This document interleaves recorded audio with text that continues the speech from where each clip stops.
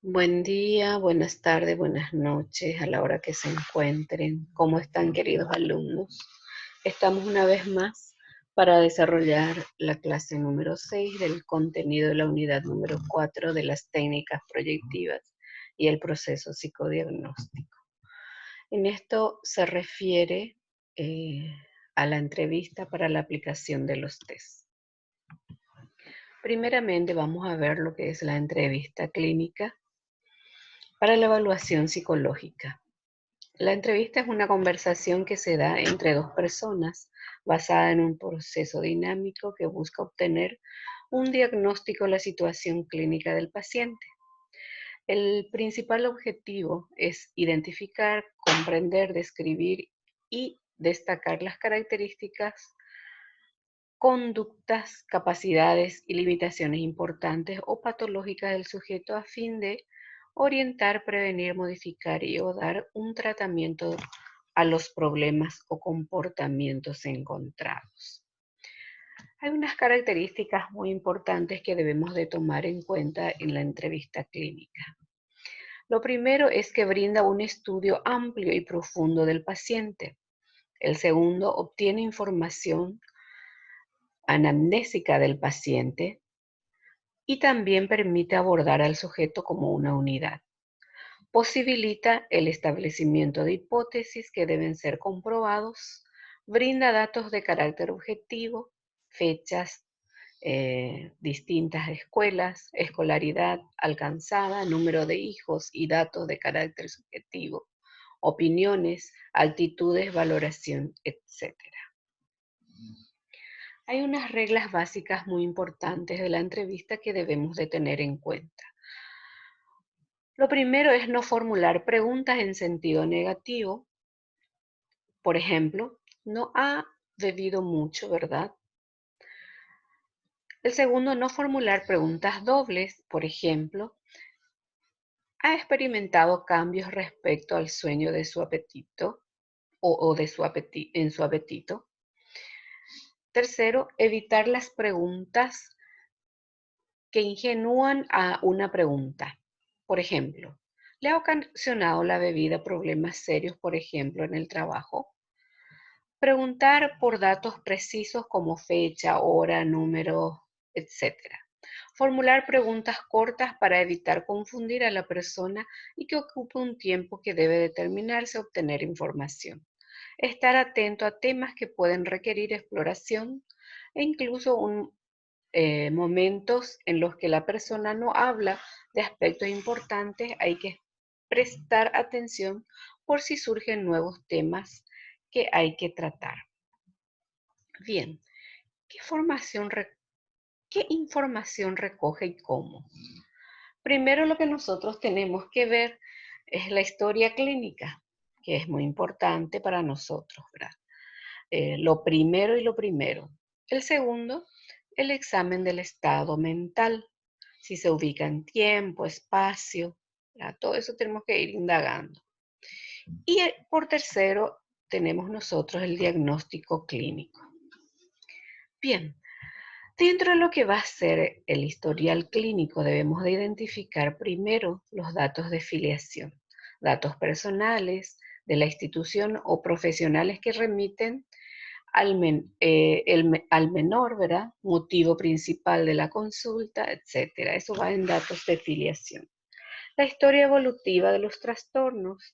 ¿Quién acompaña al menor, si es menor, durante el día? ¿Qué le sucede desde cuando está así? Tratamientos previos, resultados obtenidos al tratamiento de los mismos. El entorno del menor, estado de ánimo, comportamientos, mecanismos de defensa, autoimagen, relación con su entorno, incluyendo el familiar, juegos recreativos, características del sueño, alimentación, actividades durante el día normal. Luego tenemos los antecedentes personales que comprenden la concepción del embarazo, características de latencia, alimentación preescolar.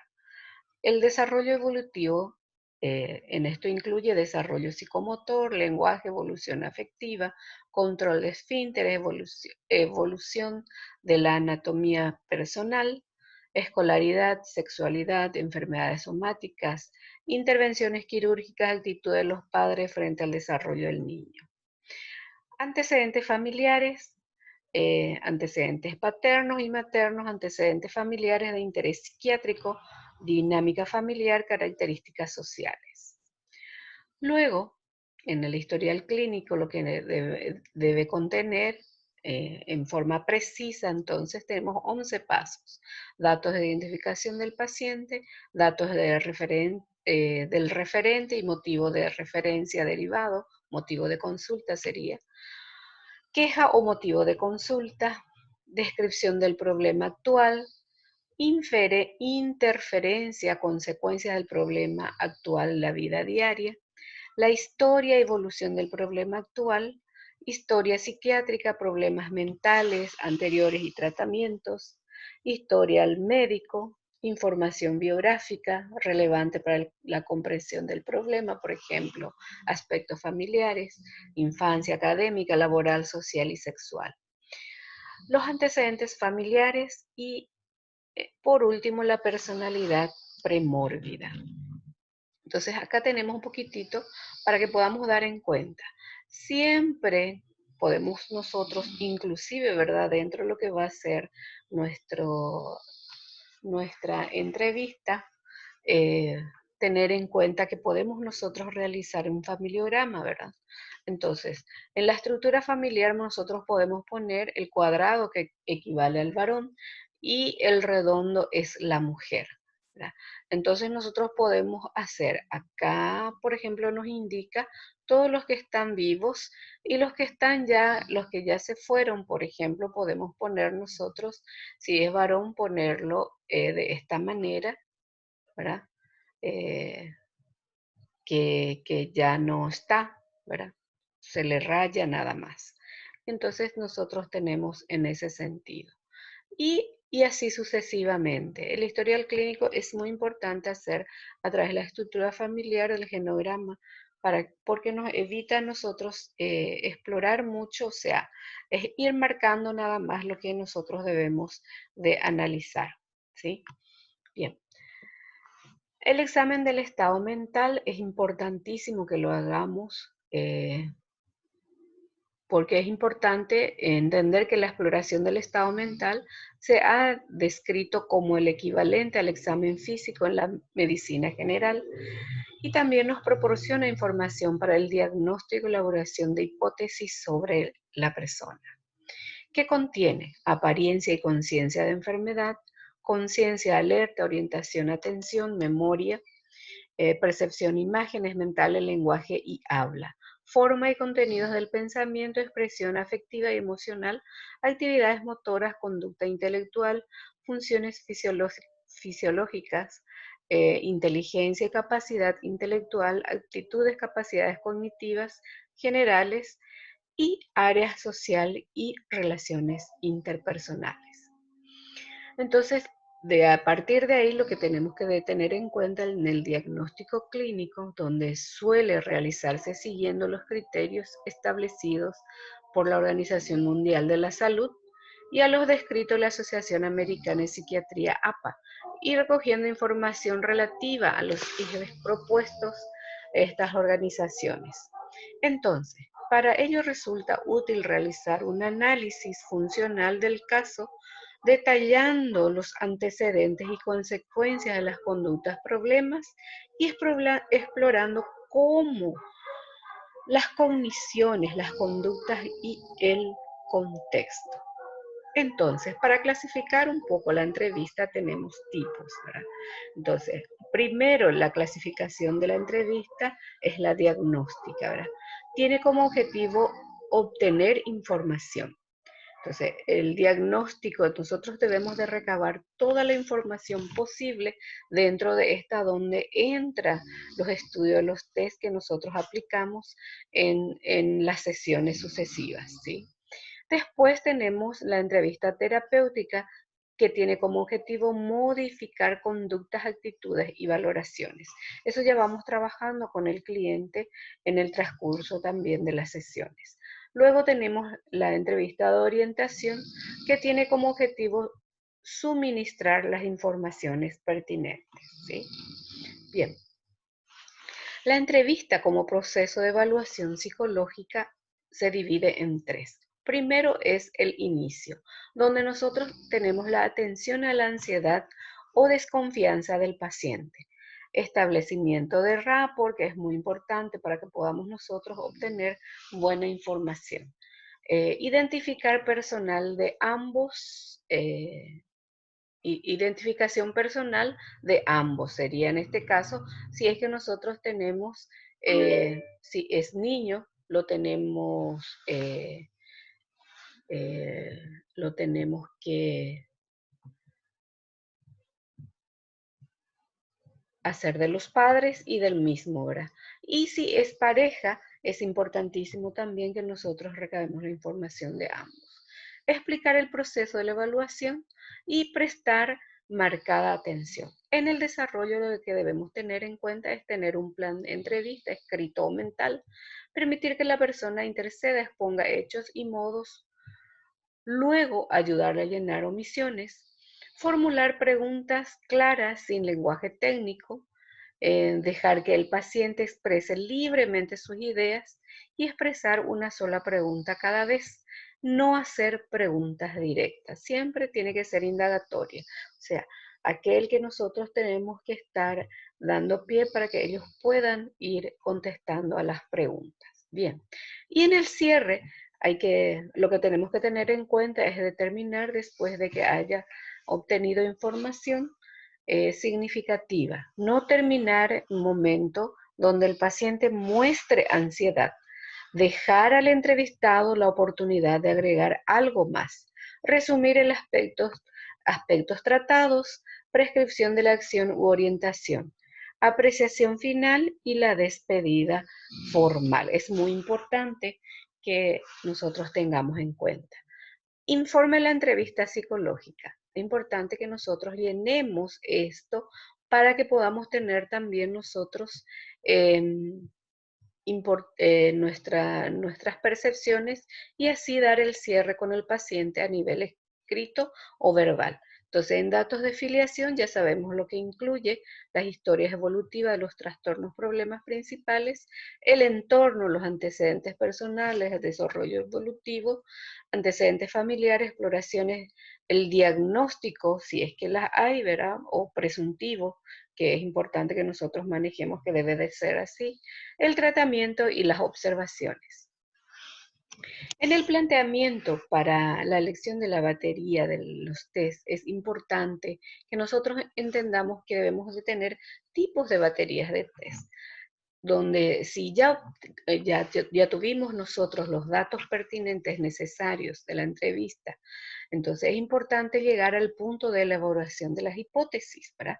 El procedimiento a seguir será entonces analizar minuciosamente el tipo de test que se administrará para recabar la información del paciente o cliente. La administración de las baterías de los test deben ser aplicadas a través de la metodología prevista, específica al caso, pero para algunos de los test habrá de cumplirse rigurosamente las condiciones estándar que aparecen en los manuales correspondientes de cada test. En eso es importante reconocer que hay test que reúnen las baterías necesarias, ¿verdad? Que nosotros debemos de aplicar y nos arroja un resultado. En todo ello influirán decisivamente conocimientos, habilidades y experiencias del evaluador respecto a esos instrumentos. ¿Por qué nos dice esto? Porque hay pruebas que nosotros administramos, por ejemplo, ¿verdad? Los que son visuales, que nosotros mismos tenemos que dar una ponderación. Entonces nosotros debemos de tener instrumentos que son fiables y confiables, ¿verdad? Y de ahí también nosotros, nuestra percepción, utilizar las experiencias, ¿verdad? En esto es importante no solamente ceñirnos en un solo test, sino buscar otras alternativas para que podamos nosotros hacer la fiabilidad de ese mismo test. En todo ello influirá decisivamente conocimientos, habilidad, experiencia evaluador respecto a los instrumentos. Esto ya habíamos hablado, que es muy importante. Posteriormente, una vez realizada la aplicación y comprobada la calidad de los datos obtenidos, estos habrán de ser debidamente ponderados y en algunos casos convertidos en puntuaciones normalizadas. Entonces, el análisis del conjunto de los datos precedentes de distintos instrumentos que se aplican tanto a nivel cualitativo y cuantitativo nos permitirá comprobar si los supuestos o las hipótesis han sido contrastadas o no. Conviene resaltar que en este análisis se realizará también un examen pormenorizado de las relaciones entre los distintos métodos y las fuentes de información de cada una de las variables que se examinan. Entonces, como en todo proceso científico y en el caso de no contrastación, habrá de volverse a lo anterior y reformular las hipótesis. ¿Qué significa esto? Nosotros tenemos que volver a replantear si no se cumplió esa hipótesis que nosotros estábamos teniendo ya anteriormente, entonces nosotros tenemos que volver otra vez a replantear. Cuando las hipótesis han sido contrastadas, los resultados habrán de ser examinados en sus repercusiones sobre los objetivos, tanto científicos como aplicados del caso que nos ocupa. Entonces es importante que nosotros, a través de lo que nosotros vamos examinando, elaboremos nuestras hipótesis y de acuerdo a eso vayamos nosotros planteando otras nuevas hipótesis. La secuencia de los test en esto, para la aplicación de estos test, de los respectivos test, es importante considerar lo primero, el motivo de consulta, las falencias presentadas a la hora de la evaluación, a través de la hipótesis elaboradas en el proceso de evaluación, replantear de acuerdo a la necesidad de la información y la confiabilidad y validez de los instrumentos utilizados. Hay una caracterización de estas pruebas que son muy importantes conocer también. Por ejemplo, el objetivo de la evaluación psicológica se puede describir, clasificar, predecir, controlar. Estas acciones se pueden definir como describir las características de personalidad de un sujeto, clasificar a la persona en una categoría determinada, predecir el futuro comportamiento de un sujeto y controlar determinadas características actuales en una persona para confrontarlas con posibles cambios de comportamientos en un momento posterior. Bien, en la administración y dinámica de cada test que nosotros ya vimos en las clases anteriores, entonces, en, en esto el sujeto está sujeto al tipo de test a ser aplicado según las dificultades que presenta cada paciente. Y estas son las bibliografías que había utilizado para poder desarrollar esta clase. Y desde ya les agradezco a ustedes por la atención. Me gustaría que en las tareas, yo les puse en la tarea un caso que puedan determinar y puedan ustedes utilizar esto que nosotros vimos ahora y completar lo requerido en la tarea. Desde ya, que pasen una excelente semana y cuídense y protéjanse.